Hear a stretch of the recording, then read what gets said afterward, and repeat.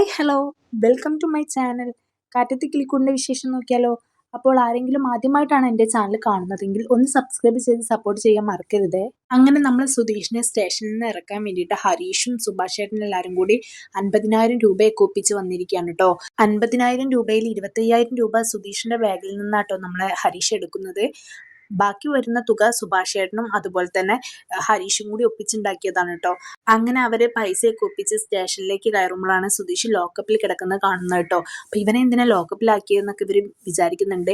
അതൊന്നും അവിടെ നിൽക്കട്ടെ, ഇനി നമുക്ക് തൽക്കാലം പോയി കാര്യങ്ങളൊക്കെ നടക്കട്ടെ എന്ന് പറഞ്ഞിട്ട് തോമസ് ഏട്ടൻ മുന്നോട്ട് പോകുന്നുണ്ട് കേട്ടോ. അങ്ങനെ ഇവര് സുധീഷിനെ ലോക്കപ്പിൽ നിന്ന് ഇറക്കുന്നുണ്ട്. എന്നിട്ട് സുധീഷ് ഭയങ്കരമായിട്ട് ദേഷ്യമൊക്കെ കാണിക്കുന്നുണ്ട് കേട്ടോ. ഈ പോലീസുകാരന്റെ മുഖത്തൊക്കെ നോക്കിയിട്ട് അത് പോലീസുകാരന് തീരെ ഇഷ്ടപ്പെട്ടില്ല. നീ വലിയ റൗഡിയാണെന്നാണോ നിന്റെ വിചാരം എന്ന് ചോദിക്കുന്നുണ്ട്. പിന്നെ ഷർട്ടിന്റെ ബട്ടൺസ് ഒന്നും നമ്മളെ സുധീഷ് ഇട്ടിട്ടില്ല, അത് ഇടാൻ പറയുന്നുണ്ട്. അങ്ങനെ റൗഡിത്തരം ഒന്നും കാണിക്കേണ്ട, നീ ആരാണ് നിന്റെ വിചാരം എന്നൊക്കെ ചോദിച്ചിട്ട് അവനോട് ദേഷ്യപ്പെടുന്നുണ്ട്. കൂടാതെ അവന്റെ മുഖത്ത് 2 അടിയൊക്കെ കൊടുക്കുന്നുണ്ട് കേട്ടോ. എന്നിട്ടും സുധീഷിന്റെ ദേഷ്യം കലിപ്പൊന്നും മാറുന്നില്ല. കാരണം പോലീസ് ഇങ്ങനെ ബിഹേവ് ചെയ്യുന്നത് സുധീഷിന് അത്ര ഇഷ്ടപ്പെട്ടില്ല. അവൻ പറയുന്നത് അവന്റെ ഭാഗത്ത് തെറ്റില്ല എന്നാണ് കേട്ടോ. അപ്പൊ എന്തായാലും അവൻ അടിയൊക്കെ കൊടുത്തപ്പോൾ ദേഷ്യം കൂടി. പോരാത്തതിന് അവന്റെ ലൈസൻസും വാങ്ങിച്ചു വെക്കുന്നുണ്ട്. 1 മാസത്തിന് നീ പുറത്തിറങ്ങേണ്ട, വണ്ടി ഓടിക്കുന്നത് എങ്ങനെയാണെന്ന് ശരിക്കും പഠിച്ചിട്ട് നീ ഇറങ്ങിയാൽ മതി എന്ന് പറയുന്നുണ്ട് കേട്ടോ.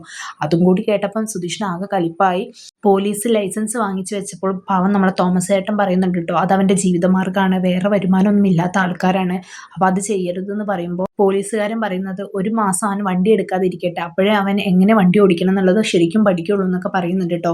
ഇതും കൂടി കേൾക്കുമ്പോൾ നമ്മളെ സുധീഷിന് ആകെ വിഷമവും ദേഷ്യവും എല്ലാം കൂടി കൂടുകയാണ്. എന്നിട്ടാണ് അവൻ അവിടുന്ന് പറഞ്ഞയക്കുന്നത് കേട്ടോ. അങ്ങനെ ദേഷ്യത്തിൽ അവൻ ഒറ്റയ്ക്ക് അവിടുന്ന് ഇറങ്ങി പോവുകയാണ് ചെയ്യുന്നത്. സുഭാഷ് ചേട്ടനോട് കൈയൊക്കെ തട്ടി മാറ്റിയിട്ടാണ് കേട്ടോ അവൻ ഇറങ്ങി പോകുന്നത്. അങ്ങനെ അവൻ ഇറങ്ങി അവരെല്ലാവരും കൂടി ഓട്ടോ വിളിച്ച് വീട്ടിലേക്ക് പോകുന്നുണ്ട്. ബാക്കിൽ നമ്മളെ ഹരീഷ് ബൈക്കുമായിട്ട് വരുന്നുണ്ട് കേട്ടോ. അങ്ങനെ ഓട്ടോന്ന് ഇറങ്ങി വീടെത്തിയ പാട് നമ്മളെ സുധീഷ് ദേഷ്യത്തിൽ വണ്ടിയിൽ നിന്ന് ഇറങ്ങിയിട്ട് വീട്ടിലേക്ക് കയറി പോകുന്നുണ്ട് കേട്ടോ. അവിടെയാണെങ്കിൽ നമ്മൾ ഭാസ്കരൻ അച്ഛൻ്റെ റേഡിയോയിൽ പാട്ടും വെച്ച് ഇങ്ങനെ കിടക്കുകയാണ്. ഇവരിങ്ങനെ പോകുന്നത് കാണുമ്പോൾ ഇവരോട് ചോദിക്കുന്നുണ്ട്. എല്ലാവരുടെ മുഖം ഒരു കലിപ്പിലാണല്ലോ, പ്രത്യേകിച്ച് സുധീഷിന്റെ. എല്ലാവരോടും ചോദിക്കുന്നുണ്ട് എന്താ കാര്യം എന്ന് ചോദിച്ചിട്ട് ആരും ഒന്നും മിണ്ടാതെയാണ് കേട്ടോ അകത്തേക്ക് കയറി പോകുന്നത്.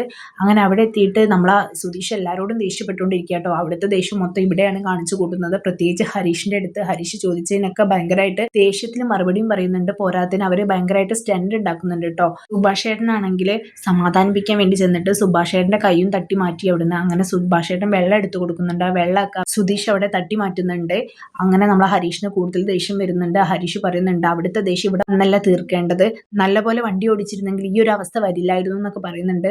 പാവം നമ്മളെ നികേഷും ചോദിക്കുന്നുണ്ട് എന്താ കാര്യം എന്നൊക്കെ. അപ്പൊ ഹരീഷാണ് പറയുന്നത് എസ്.പിയുടെ മകനെ വണ്ടി ഇടിപ്പിച്ചിട്ട് 4 പൊട്ടിച്ചിട്ടാണ് വന്നിരിക്കുന്നത്, അതാണ് ഇപ്പൊ ഇങ്ങനെ സംഭവിച്ചത്, ചെറിയൊരു കേസായിരുന്നു, അത് ഇത്രയും വലുതാക്കിയത് ഏട്ടനാണ്, ഒരു സോറി പറയേണ്ട കാര്യമുള്ളായിരുന്നു എന്നൊക്കെ പറയുന്നുണ്ട്. ഇതൊക്കെ കേൾക്കുമ്പോൾ നമ്മൾ സുധീഷിന് ഭയങ്കരമായിട്ട് ദേഷ്യം കൂടുക കേട്ടോ. സുധീഷ് പറയുന്നുണ്ട് നീ കണ്ടോ ഞാൻ എന്താ ചെയ്തെന്നുള്ളത്, ഞാൻ ഒരു തെറ്റും ചെയ്തിട്ടില്ല, അവനാണ് റോങ് സൈഡിൽ വന്നത്, പിന്നെ ഞാൻ എന്ത് തെറ്റ് ചെയ്തു എന്നാ പറയുന്നതെന്നൊക്കെ പറഞ്ഞിട്ട് സുധീഷ് ചൂടാവുന്നുണ്ട് കേട്ടോ. അതൊക്കെ കഴിഞ്ഞ് സുധീഷ് റൂമിൽ പോയിരുന്നിട്ട് ഓരോന്ന് ആലോചിക്കുന്നുണ്ട്. പോലീസുകാരെ അടിച്ച കാര്യം, പിന്നെ അതുപോലെ തന്നെ പരാതിക്കാരൻ പറയുന്ന കാര്യം ഉണ്ടല്ലോ, അതായത് ഈ നക്കാപ്പിച്ച പൈസ കൊടുത്തിട്ട് അവനെ വെറുതെ വിടുന്നത് എൻ്റെ ഡാഡിക്ക് പറ്റില്ല എന്ന് പറയുന്നുണ്ട്. ആ സമയത്ത് പോലീസുകാരൻ പറയുന്നുണ്ട് നക്കാപ്പിച്ച ഒന്നും ആക്കണ്ട, നല്ലൊരു തുക തന്നെ വാങ്ങിക്കാന്ന്. ഇതൊക്കെ ലോക്കപ്പിൽ കിടന്നിട്ട് നമ്മളെ സുധീഷ് കേട്ടിട്ടുണ്ടായിരുന്നു. അതും കൂടി ആലോചിച്ചിട്ട് സുധീഷിന് ഒന്നുകൂടെ ദേഷ്യം വരുന്നുണ്ട് കേട്ടോ. അങ്ങനെ പെട്ടെന്ന് അവന് ഒരു പൈസയുടെ കാര്യം ഓർമ്മ വന്ന 50,000 രൂപയുടെ. അപ്പൊ അവനൊരു ഡൗട്ട്, അവന്റെ ബാഗിൽ നിന്ന് എങ്ങാനും പൈസ എടുത്തിട്ടുണ്ടായിരിക്കുമെന്ന്. അപ്പൊ തന്നെ അവൻ റൂമിൽ കയറി ബാഗൊക്കെ നോക്കുന്നുണ്ട് കേട്ടോ. അങ്ങനെ നോക്കുമ്പോൾ അവന്റെ 25,000 രൂപ അവിടെ കാണുന്നില്ല. ആ ഒരു ദേഷ്യം പോയിട്ട് ഹരീഷിനോട് തീർക്കുന്നുണ്ട്. എന്നോട് ചോദിക്കാതെ എന്റെ കാശ് എന്തിനു എടുത്തതെന്നൊക്കെ ചോദിക്കുന്നുണ്ട്. ഹരീഷ് ആണെങ്കിൽ കാര്യം പറയുന്നുണ്ട്. കുറച്ച് ദേഷ്യത്തിൽ തന്നെയാണ് ഹരീഷും പറയുന്നത്. പിന്നെ ഇത്രയും തുക ഞങ്ങൾ എവിടെ നിന്ന് ഒപ്പിക്കാൻ, എവിടെ നോട്ട് അടിക്കുന്നുണ്ടോ, തികയാതെ വന്നപ്പോൾ സുധീഷ് ചേട്ടന്റെ ബാഗിൽ നിന്ന് കാശ് അടിക്കേണ്ടി വന്നു, അതായത് ഇവിടെ ആരും നോട്ട് അടിച്ചു വെച്ചിട്ടൊന്നുമില്ലല്ലോ. അങ്ങനെ സുധീഷും ഹരീഷും ഒന്നും രണ്ടും പറഞ്ഞ് വലിയൊരു അടിയായിട്ടോ. സുധീഷിന്റെ കാശ് ഹരീഷ് എടുത്തതാണ് സുധീഷിന് വലിയൊരു പ്രശ്നം കേട്ടോ. അവനൊരു അത്യാവശ്യ കാര്യത്തിന് വേണ്ടി വെച്ചതാണ്, അവനോട് ചോദിക്കാതെ എടുത്തു, അതാണ് ഇതാണെന്നൊക്കെ പറയുന്നുണ്ട്.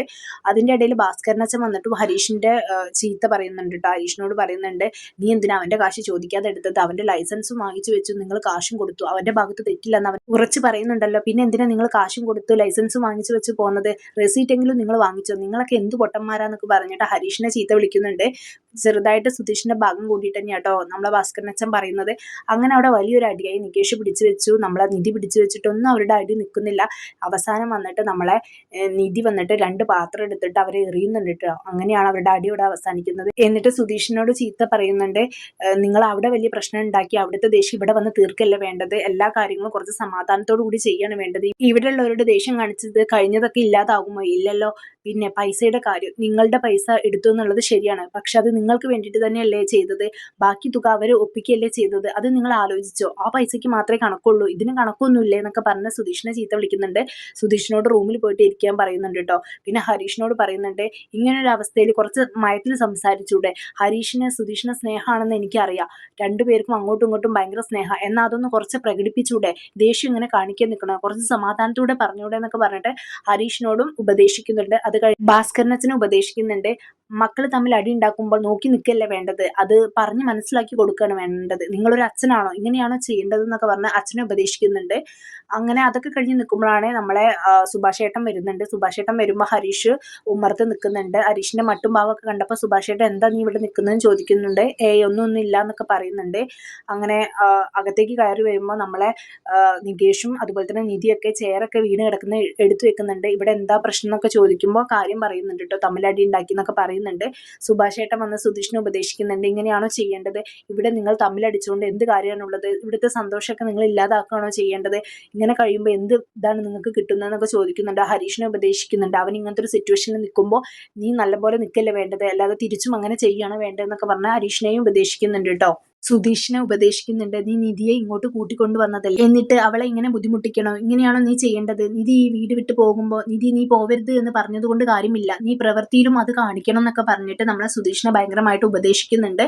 എന്തായാലും സുധീഷും ഹരീഷും ആ വീട്ടിൽ ആരൊക്കെ തമ്മിൽ പ്രശ്നങ്ങൾ ഉണ്ടായി കഴിഞ്ഞാലും എല്ലാത്തിനും അവസാനം നിധിയുടെ ഒരു ഉപദേശം ഉണ്ടാവും, അതിലാണ് അവരുടെ എല്ലാ പ്രശ്നങ്ങളും ഇല്ലാതായി തീരുന്നത് കേട്ടോ. എന്തായാലും ഇപ്പൊ കഴിഞ്ഞ ഈ പ്രശ്നത്തിൽ കൂടുതലും ഉത്തരവാദി സുധീഷ് തന്നെയാണ്. കാരണം സുധീഷിന്റെ ഒരു കാര്യത്തിന് വേണ്ടിയിട്ടാണ് ഹരീഷും അതുപോലെ തന്നെ സുഭാഷ് ചേട്ടനൊക്കെ ആ പൈസ എടുത്തത്.